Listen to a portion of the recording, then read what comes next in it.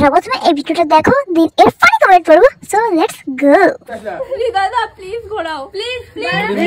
দিদি কতটা খুশি তুমি বলো?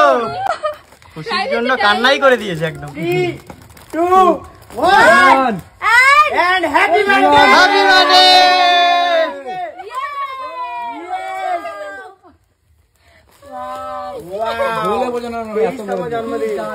সুন্দর হয়েছে গো, আলাদা। ঘোড়া হ্যাপি বার্থডে। কেমন লাগছে বল?